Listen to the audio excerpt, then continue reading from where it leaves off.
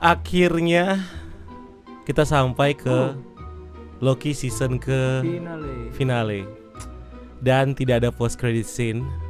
Dan tidak ada kelanjutan. Biasanya kan kayak Loki will return, nggak ada.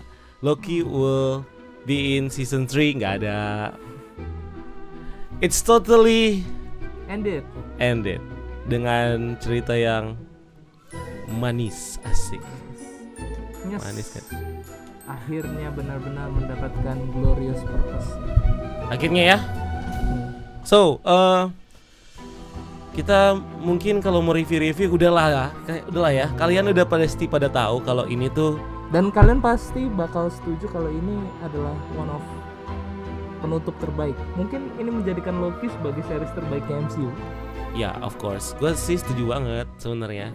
Apalagi dengan ngelihat vibes-nya, mereka berani untuk ngacak-ngacak, mereka berani untuk mengubah karakternya. Nggak perlu ada villain yang memorable. It's just a good storytelling. Yep. It's just a good storytelling. Ya, so dengan berakhirnya itu jadi berakhirlah sudah video kita kali ini, enggak ya? Ya, intro.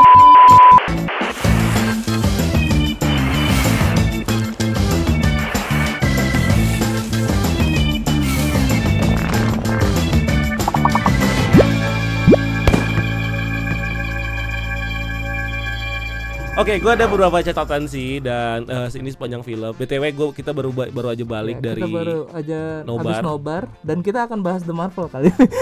Enggak, nanti aja Di itu The Marvels bahas Loki bahas The Marvels. Baju aja gue belum ganti nih, baju aja gue tuh, baju gue aja.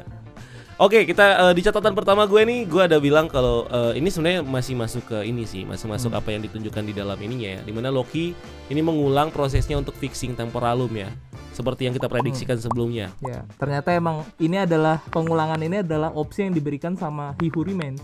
Ternyata He Who Remains tahu kalau Loki bakal mengulang apa yang dia lakukan dan bakal sia-sia usahanya. Iya, dan juga ketahuan walaupun tidak secara eksplisit kalau ternyata time slip-nya si Loki ini yang nge-trigger tuh si He Who Remains. He Who Remains. Emang sengaja di setup. Jadi teori tentang kalau yang bikin ini adalah He Who Remains itu terjawab ya di sini ya. Walaupun tidak secara eksplisit tapi sudah teranggap seperti itu dengan statementnya dari si He Who Remains tadi. Ya. Itu sih yang menarik. Terus gue juga menemukan yang menarik itu ada si Loki tuh di dalam proses dia trying, dia sampai menghabiskan 100 tahun untuk belajar mechanics, fisika, physics dan engineering sampai centuries guys. Dan dari situ Loki jadi tahu semuanya. Bahkan kayak bener-bener tahu loh.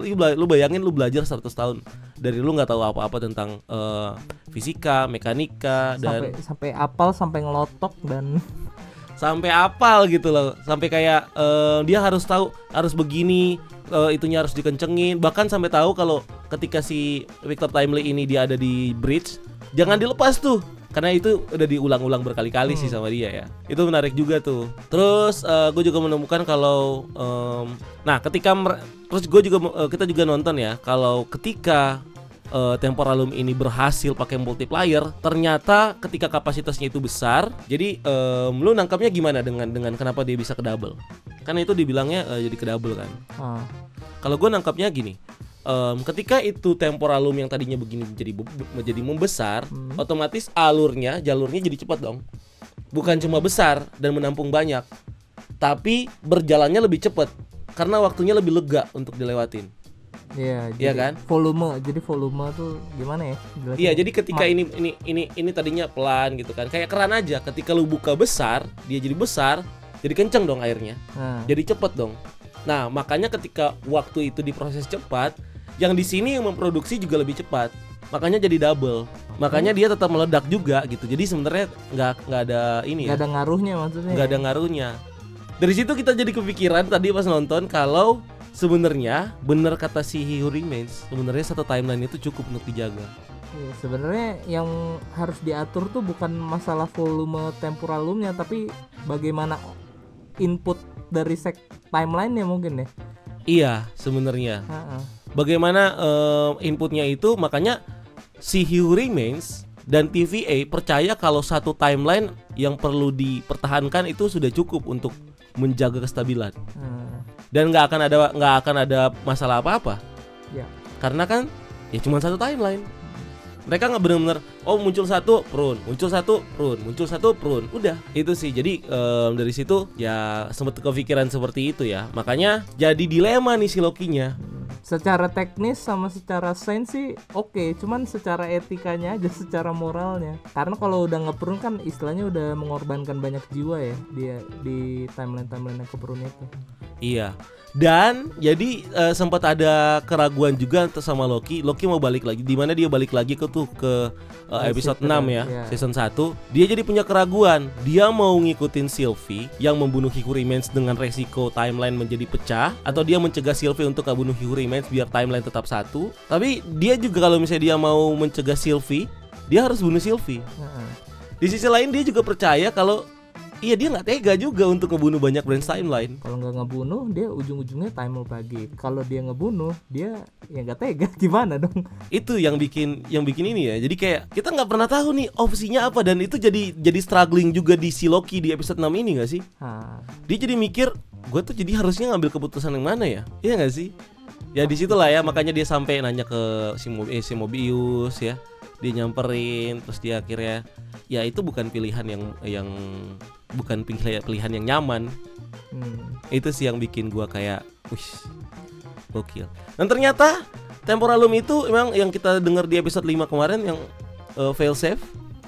Emang ternyata fail safe.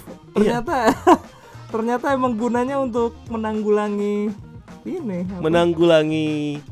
timeline. Jadi sebenarnya mau dihancur mau dia apa, dia tetap ini kan, tetap ujung-ujungnya pasti meledak dan ujung-ujungnya bakal menghancurkan TVA dan timeline selain Secret Timeline. Iya, ujung-ujungnya juga Secret Timeline-nya terjaga, TVA-nya hancur, tinggal diisi lagi. Iya, jadi sebenarnya gitu ya. Rebuild aja terus. Iya, gitu doang.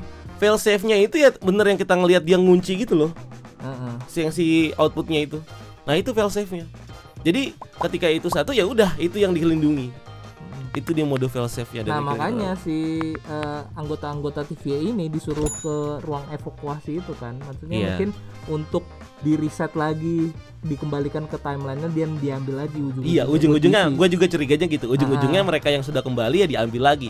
Buktinya kita sekarang ngelihat yang waktu di ending tuh, ending banget. Ini ada banyak orang-orang di TVA yang kita nggak pernah lihat sebelumnya. Iya kan? Kayak mereka ada yang ada di War Room itu orang-orang penting dong. Itu meeting penting dong, ada di War Room. Dan ketika mereka ada di situ kita nggak lihat ada orang-orang. Jadi mungkin ketika itu sudah selesai, mereka ya yang udah pada duluan ini diambil lagi dari timelinenya dia, yang udah pada dibalikin ke timelinenya, kecuali mereka yang terakhir itu kan, yang ada di Loki, Sylvie, Mobius, Obi, Casey, B15. Udah, sisanya udah ke-reset sebenarnya kalau menurut gua. Terus apa lagi nih? Nggak terlalu nggak terlalu banyak banget ya pembahasan sekarang ini tuh. Soalnya udah final episode ini udah kayak menjawab semuanya gitu. Alasannya kenapa Loki harus bikin decision ini, terus solusinya kayak gimana, dan akhirnya nasibnya Loki Indian bakal jadi seperti apa. Nah tadi juga di-mention soal Brutal War. Jadi gue sempet tadi kayak ketika fail safe itu dijalankan, Secret Timeline tetap ada. Tapi ketika itu tetap dipecahkan gitu kan, bakal ada Brutal War. Dan berisiko juga Secret Timeline. Loh, Brutal War ini yang sempat gue mikir, kalau misalnya ujung-ujungnya si Secret Timeline ini tetap hancur, jadi solusinya apa? Nah, baru gue nangkap si Brutal War yang dibilang sama si He Who Remains ini ternyata kayaknya ya ada hubungannya sama Multiversal War dan perang antar Kang. Jadi ketika Temporalum itu dibiarkan hancur, kan otomatis timeline kan ada yang kelebihan dan segala macam ketika dia proses mau menutup. Nah di situ akan ada resiko Brutal War di mana para Kang ini bisa menyerang dan bisa membahayakan si Secret karena Timeline. Dibiarkan hidup di timeline itu. Iya, walaupun dia udah mencoba untuk pecah dan fail safe gitu kan, tapi tetap ada resiko itu. Makanya juga dipermainkan sama si He Who Remains itu, dia juga nge-mention soal Brutal War. Jadi ada resiko juga sebenarnya, walaupun satu Secret Timeline itu tetap terjaga ketika Temporalum itu hancur. Kalau yang gue tangkap gitu sih. Nah terus gue juga ngelihat di sini sebenarnya emang kuncinya adalah bagaimana si Loki itu harus ada di Citadel of Time sama He Who Remains. Makanya ditawarin terus tuh, even dia udah muter-muter. Bahkan udah diincer dari awal mereka ketemu. Kuncinya adalah yaitu lu duduk sini sama gue, nemenin gue. Dia bilang I'm here all alone kan, dibilang dari tadi gitu kan. Harusnya sama Sylvie, cuman Sylvie mau bunuh gue. Cuman ya dia nggak mau gitu, si Loki-nya nggak mau. Dia bilang pasti ada cara lain dibanding gue duduk di situ. Dan ternyata tidak ada cara lain. Tetap dia harus duduk, tapi bukan di posisi di mana dia ditawarin di He Who Remains di episode 6 season 1, tapi di sini di tronnya sendiri. Nah terus juga He Who Remains ini nawarin dua hal yang tadi gue bilang, hancurnya silumnya sama ngebunuh TVA. Yang pasti dia juga jadi bimbang ya sama itu. Dan ujung-ujungnya kayak He Who Remains tuh ngebolehin aja ya, maksudnya free choice aja. Indian si Loki ujung-ujungnya nggak mau di ya. throne, ujung-ujungnya dibiarin aja. Apakah ini jadi semacam kayak rencananya He Who Remains, emang dia sengaja ngeset ini untuk jadi penerusnya mungkin ya? Mungkin. Masih belum kejawab juga He Who Remains Victor Timely ini asalnya dari mana. Kalau misalnya emang ternyata ini masih berpegang dengan teori kemarin, He Who Remains si Victor Timely ini akan menjadi He Who Remains. Misalnya gitu kan, loopnya kayak gitu. Nggak kejawab sih di sini. Ya. Apakah cuman gara-gara sebuah buku dari Obi ini menjadikan dia He Who Remains? Bisa jadi, atau bisa jadi karena dia sudah melihat usahanya Loki yang dulu. Ketika dia mencoba, dan akhirnya itulah kenapa dia menawarkan si Loki. Kalau loopingnya, cuman ini kan udah berbeda banget ya. Maksudnya kan harusnya loopingnya udah selesai sih harusnya. Iya, loopnya udah ngebreak dengan dimana si Loki ini memilih untuk ya udah dia jadi seat on the throne gitu ya. Terus episode ini juga adalah episode dimana Loki ini harus memilih beban yang mau dia pikul. Ya.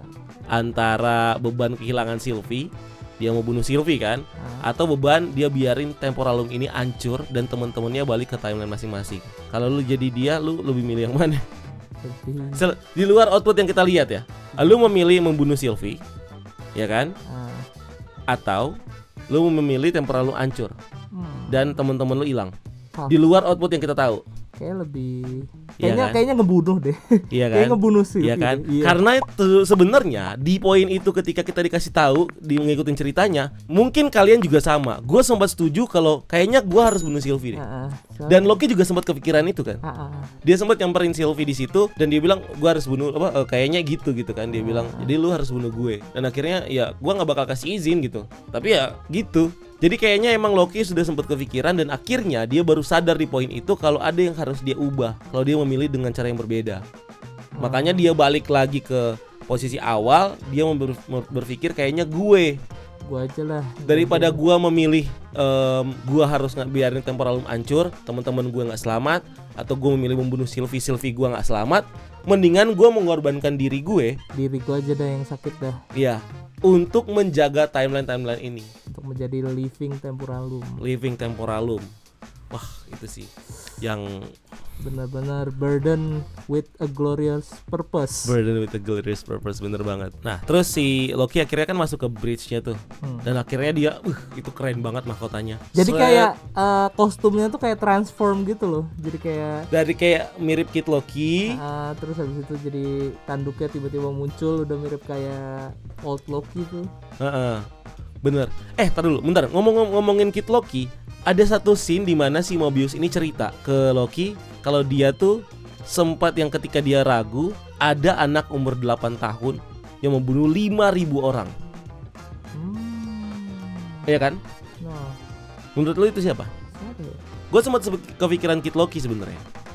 Cuman Kid Loki secret timeline-nya adalah dia membunuh brother-nya kan. Thor. Nexus Event ya. Membunuh Thor kan. Tapi di sini dia membunuh 5.000 orang dan ketika mau ditangkap dia tuh lagi main sama brother-nya dibilang. Bisa sih. Jadi ada another Kid Loki maybe. Ada kayaknya ada deh kalau nggak salah Kid Loki jahat juga. Apa enggak? Iya mungkin ya. Ada di mana Nexus Event-nya dia yang membunuh 5.000 orang itu mungkin ya.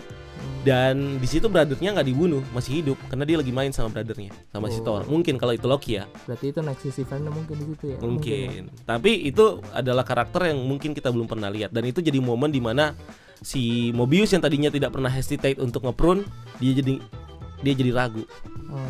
Anak kecil 8 tahun. Ya, karena dia juga punya naluri kan. Sama kayak ini aja Hunter Ravonna ngeprun ya, tapi dia mah udah nggak punya hati sih. itu mah udah hati lah dia ya. itu mah kekuasaan aja di dalam pikirannya anjir.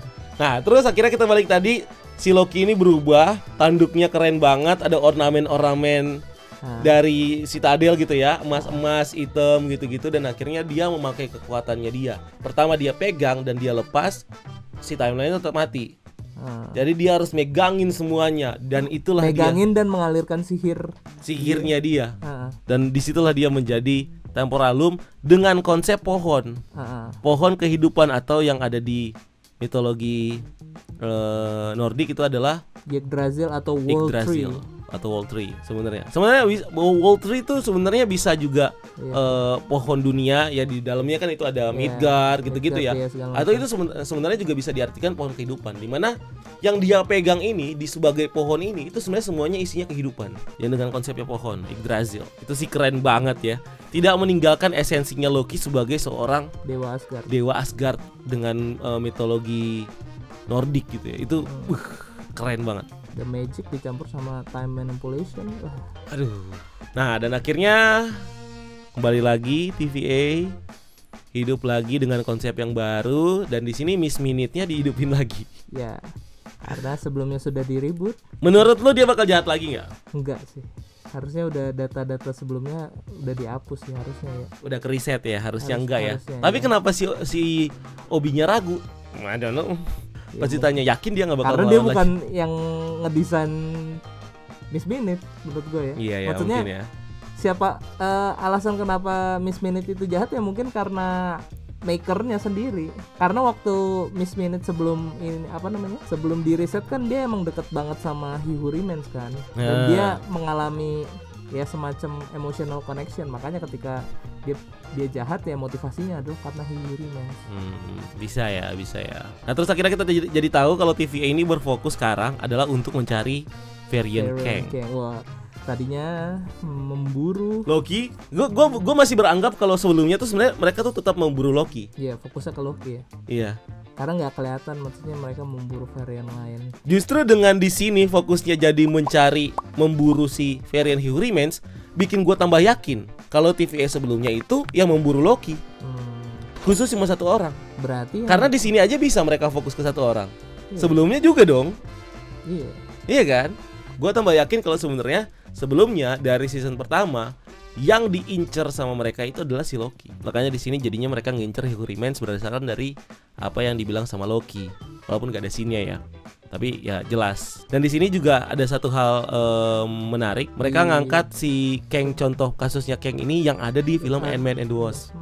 Dan kelihatan banget di pas bagian dokumennya. Ada sphere-nya itu. Yang gini, yang dia lagi gini, ada di. Iya, ada dia lagi gini sama ada bolanya. Sphere of Forever Crystal. Iya, Forever Crystal itulah, Sphere of Forever. Ya, itu ada. Dan akhirnya dia juga bilang kalau mereka tuh udah menanganinya gitu kan. They handle it gitu. Which is adalah ya si Ant-Man dan keluarganya. Ant-Man family. Ya. Sudah di-handle. Nah, ini yang jadi menarik, berarti mereka mungkin punya banyak punya banyak kasus-kasus lain selain itu dong yang terjadi di multiverse ini. Ya kan? Dengan apa yang mereka lakukan sekarang. Apalagi di post credit scene kan di Kang Council. Iya, apalagi ada Kang Council. Immortus kayak udah bilang they begin to touch the multiverse. Dia ini siapa? Nah, dia ini ya mungkin TVA mungkin. Dia ini bisa juga TVA, bukan lagi soal kayak Ant-Man dan keluarganya. Soalnya tidak mereka, ada hubungan. Ya, soalnya mereka udah tahu kunci untuk multiverse itu. Loki udah tahu kayak kunci untuk ngatur multiverse, dan sekarang mereka mengincar Kang yang ada di berbagai universe. Mungkin ya. Iya. Jadi menarik banget tuh. Jadi kita tahu kalau siapa sih dia-nya ini. Masa sih Ant-Man cuman ke Quantum Realm doang, berurusan sama si satu Kang doang, tapi they begin to touch the multiverse. Siapa kan masih, dan di sini setelah kita nonton ini baru kita ketahuan, oh ternyata yang dimaksud dia itu adalah TVA. Itu sih yang keren. TVA yang baru. Terus dulu gue juga jadi enggak sama satu hal, TVA tidak lagi menggunakan istilah secret timeline, tapi mereka sudah pakai penomoran. Udah pakai art gitu ya. Iya, makanya pas lagi buka berkas dia bilang kan ini ada si varian Hihuri Mens yang berulah di World 616. Padahal mereka bisa aja bilang di secret timeline, di branch timeline apa iya, gitu ya. tapi mereka sudah tidak lagi menganggap itu karena setiap timeline itu matters. Setiap timeline itu punya kehidupan dan harus dianggap sebagai secret. Makanya mereka pakai sistem penomoran. Secret timeline yang kita tahu selama ini sekarang dikasih tahu sama mereka kalau itu Earth 616. Itu yang jadi oke, berarti sekarang sistemnya TVA berubah dan makanya si Obi ini bikin volume 2 volume 2 bukunya. Itu loh yang sama untuk merawat universe ini. Iya, untuk merawat universe dengan sistem TVA yang sekarang baru. Iya, yang fokusnya adalah untuk menangkap varian He Who Remains. Dan mungkin alasan kenapa He Who Remains membiarkan Loki untuk jadi living temporal dan membuat TVA seperti saat ini mungkin emang kehendaknya He Who Remains kali ya untuk memburu variannya sendiri. Mungkin ya, nggak tahu ya. Enggak, kayaknya enggak deh. Atau dia ternyata unexpected aja gitu maksudnya. Atau mungkin dia akan kalah ketika dia mengincar variannya dia sendiri. Oh iya. Makanya dia butuh Loki untuk supaya Loki ini mengincar varian-variannya dia. Iya mungkin aturannya gitu kali ya. Maksudnya dia nggak bisa ngebunuh dirinya sendiri gitu mungkin ya. Iya mungkin ya. Ada kayak tabu mungkin tabu. Iya atau ada aturan apa gitu kan. Jadi tidak memungkinkan. Walaupun sebenarnya ada war juga kan. Tapi kayaknya ya ada hal yang bikin kenapa si Loki ini sengaja ditunjuk. Jadi sistemnya kayak mungkin perangnya itu bukan antar langsung Kang direct Kang gitu, mungkin kayak proxy war. Jadi kayak Kang ini make someone army atau segala macam buat perang gitu mungkin ya. Iya. Jadi kayak perang antar dinasti bener, Kang Dynasty. Bener. Terus kayaknya ini kayak bakal jambung di satu teori. Lu pasti tahu satu teori ini.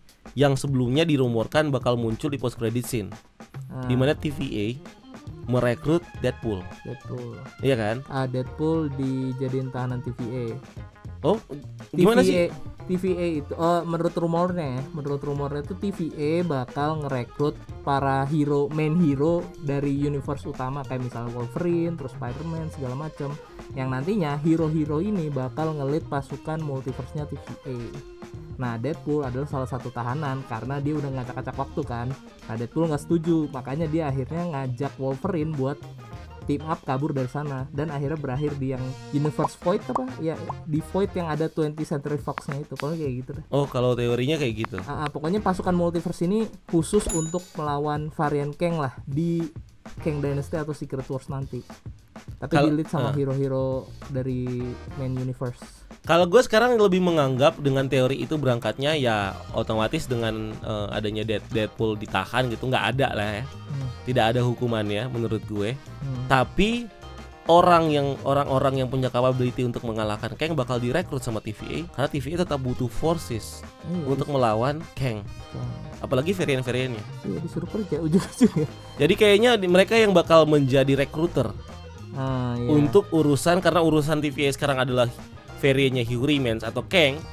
Jadi TVA inilah yang bakal menjadi recruiters untuk meminta atau nge-warning mereka semua terhadap ancamannya He Who Remains. Karena Indian mereka TVA itu kayak nggak punya resource sih sebenarnya, maksudnya selain teknologi analis teknologi gitu-gitu lah ya. Selain kekuatan Loki baru sekarang ya dan sekutunya Sylvie, sekarang kayaknya ya they're nothing kecuali make teknologi peninggalan He Who Remains yang mungkin outdated buat para varian Kang yang udah lebih canggih mungkin ya. Ya mungkin juga tuh. Udah kayaknya terlalu banyak ya. Kebanyakan ininya juga ya, arahnya bakal dibikin kayak gimana. Yang pasti ini peran TVA udah pasti karena mereka adalah sekarang garda yang paling ngeh tentang variannya Kang. Pasti mereka bisa bikin move. Ini ada hubungannya sama sebelum ke The Void ya, sama scene dimana Mobius akhirnya memilih untuk tinggal di timeline. Sedangkan di timelinenya itu ada si Mobius yang tinggal di situ. Dia bakal kemana? Mana menurut lo? Menurut gue ya dia bakal ada di situ karena dia nggak mungkin balik ke TVA dong. Belum. Apa mungkin scouting deh? Jangan-jangan. Nah itu maksud gue. Misinya untuk tinggal di timeline itu buat scouting calon-calon kandidat. Bisa itu atau bisa yang kedua. Yang kedua ini maksud gue adalah karena Mobius adalah orang yang tinggal di timeline, dia adalah orang yang akan menyaksikan sendiri kekejamannya Kang di timeline. Dan di poin itu dia bakal balik lagi ke TVA dan ngasih tahu kalau ancaman ini begini dan TVA akhirnya mencoba untuk meluncurkan oke kita harus rekrut orang-orang. Kalau yang gue lihat sih di situ perannya. Karena dia mau ngapain di timeline, bikin hidup sendiri otomatis. Mau memantau anaknya dari jauh, tinggal di tetangganya si Mobius yang asli. Tapi beresiko nggak sih Mobius ketemu sama Mobius? Nggak tahu sih ada aturan maksudnya kita nggak boleh ketemu sama varian sendiri. Mungkin tidak. Kalau di Back to the Future kayaknya ada deh, kayaknya ya. Ada aturannya. Jadi kayak vanish gitu orangnya yang ketemu yang dari masa depan atau masa lalu kalau nggak salah ya. Tapi kayaknya di sini memang ada hukumnya yang sama, makanya kayaknya ya Mobius di sini mungkin dia cuma ngeliatin aja rumahnya dia, anak-anaknya dia dan lain-lain. Dia juga nggak peduli sama hidupnya dia kan, dia udah pensiun juga. Iya udah taunya TVA doang. Jadi ya dia akan sangat ngeh dengan TVA dan kayaknya fokusnya dia tetap akan ke TVA. Nah terus kita juga ngelihat Seraphona ya akhirnya ada di The Void dan akhirnya dimakan Allied atau dia bertemu dengan Allied atau dia bertemu dengan Allied atau dimakan sama Allied masih misteri, atau dia mungkin fuse dengan Allied kan nggak tahu ya plot hole plot point nih. Atau apa jangan-jangan Allied yang di situ sudah dikendalikan sama Kang dan akhirnya menyelamatkan terus dia. Seraphonanya direkrut malah liar sekali. Liar sekali ya. Tapi yang pasti di situ yang menarik adalah ada lantai TVA di situ. Berarti itu sisa-sisa TVA yang di-prune ya mungkin ya? Atau ya yang di-prune ini bisa proses time loop itu. Ya, ini bisa jadi awalnya TVA itu ada di mana. Sama kayak pertanyaannya, kenapa ruang kerjanya si Obi sama seperti ruang kerjanya yang ada di yang timeline. Bisa sih. Itu sih. Bisa aja memang posisinya si TVA dulu bukan di situ, tapi ada di timeline, di The Void. Sebelum akhirnya dipindahkan dengan apapun caranya itu mungkin ya. Terus Mobius ngapain di timeline udah gue bahas tadi. Udah pokoknya Loki God of Stories bukan sekarang, bukan ya? Apa? Nah itu tuh pertanyaan yang masih itu tuh mengganjal. Sebenarnya gini, kalau ngelihat di God of Stories, Loki sebagai judul God of Stories dengan Loki sebagai ini, gue lebih melihat gini. Kita harus tahu dulu Loki God of Stories itu apa. Walaupun mungkin ini berbeda dengan yang ada di komik ya. Tapi yang komik ini bisa dibilang baru juga, fresh banget juga nih komik soal ini gitu kan. Jadi si Loki ini dia tuh kayak panjang lah ceritanya, dia berulah, dia bikin deal sama Hela, gitu dan segala macam untuk menghapus dia dari daftar neraka. Supaya ketika dia mati, dia bisa masuk ke Valhalla dan bisa reinkarnasi. Dan ketika dia reinkarnasi, dia bisa jiwanya dia bisa men-take over tubuhnya dia yang reinkarnasi itu, walaupun jiwanya berbeda. Supaya dia mengalami takdir yang berbeda. Nah, intinya Loki ini pengen mengalami takdir yang berbeda kalau di komik. Dia mau lepas dari title God of Mischief. Iya, karena selalu kalah. Nah, dari situ akhirnya dia ngebujuk apa segala macam si Kid Loki ini, yang akhirnya si anak kecil ini ya si Kid Loki itu kan, Kid Loki nggak mau, terus akhirnya si essence mind dari si original Loki ini dijadiin burung, dijadiin burung gagak namanya Ilok sampai at some point Ilok kebalikannya Loki gitu kan ya, sampai at some point pokoknya ada sesuatu insiden yang ngebuat Kid Loki ini bunuh diri ya, mengorbankan diri untuk itu juga take over sama si Ikol. Iya, itu juga ada, itu juga panjang juga tuh ceritanya. Itu gitu kerjaannya Loki sama si Mephisto juga tuh. Soalnya deal-dealan dan akhirnya kayak Mephisto pengen neraka tuh ada di bumi gitu kan. Dia bilang wah lu harus gini dan akhirnya si Loki ini merasa kayaknya gua harus mati deh supaya bisa ini. Dan akhirnya tawaran yang ditawarkan sama si original Loki dengan essence mind-nya dia diterima. Akhirnya hiduplah si original Loki, essence mind-nya dia ke tubuhnya si Kid Loki. Di situ si Kid Loki join Avengers, yang Avengers dan lain-lain gitu kan. Nah, sampai di satu waktu dia bertemu sama Now and Then. Entitas yang ada di lupa lagi gue namanya tuh. Pokoknya Now and Then ini pokoknya entitas gitulah yang memberikan dia Book of Loki. Nah, di Book of Loki itulah dia bisa menulis takdirnya. Tadinya awalnya cuma menulis takdir, misalnya gue tulis nama lu nih, gue tulis takdir lu bakal jadi begini, tapi lu cuma ingat doang, tidak benar-benar akan terjadi. Nah, ternyata Loki ini ketemu sama Now and Then yang asli dan dikasihlah kekuatan God of Stories, di mana gue sebagai Loki misalnya, gue bisa menentukan lu tuh bakal hidup kayak gimana, hanya dengan mencatat, hanya dengan bikin story gitu. Kalau yang God of Story, jadi God of Story intinya adalah si Loki bisa mengubah hidup orang hanya dengan mencatat Iya. atau dengan kekuatannya lah kalau kayak gitu. Ya menulis takdir lah istilahnya. Nah, di sini enggak. Dia justru menahan. Ya. Di sini enggak. Dia oke, dia nge-recreate story-nya dia. Nah, Tapi story-nya dia yang di-recreate. Di poin itu ada referensi ke God of Stories, iya. Tapi ketika dia memilih untuk duduk dan dia menahan semua itu sebagai orang yang menjaga multiverse, dia menurut gua bukan God of Stories karena kemampuannya dia cuma bisa ngelihat di situ doang. Sama seperti tapi dia nggak bisa intervention sama Nggak kayak bisa. The Watcher. sama kayak kurang lebih kayaknya sama kayak The Watcher. Bedanya dia kayak di sini kayak jadi pasak, jadi nggak bisa kemana-mana. Nggak bisa kemana-mana. Itulah hukuman yang dia pengorbanan yang dia ambil gitu loh. Nah di situ gue lebih enak atau lebih nyaman atau lebih keren untuk memanggil Loki ini bukan lagi God of Stories, Tapi Loki who remains. gue setuju. Loki who remains. Karena dia menjadi orang yang terakhir. Karena dialah yang ada, yang remains di situ. Karena keadaan, karena dia yang ada di situ, timeline dan multiverse berjalan lancar. Jadi Loki who remains. Itu. Dan kayaknya ya ini terakhir. Risetnya MCU di Secret Wars juga tergantung dari dia kalau dia mau jadi God of Stories. Bisa ya. Mungkin ada proses dia bisa evolve ya, selain dia emang di sini tugasnya buat menjaga timeline itu tetap utuh mungkin ya.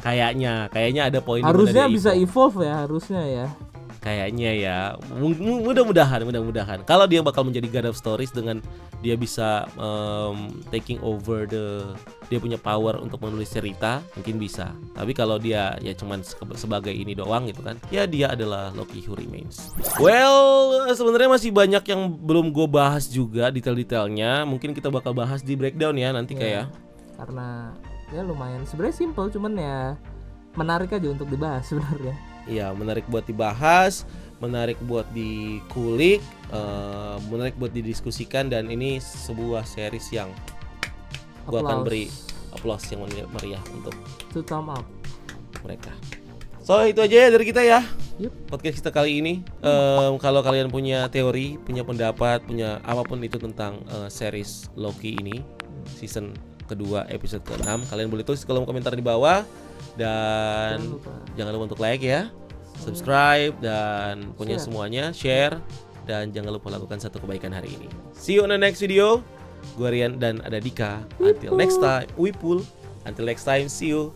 Keep exploring the multiverse. Keep exploring the multiverse. Ciao.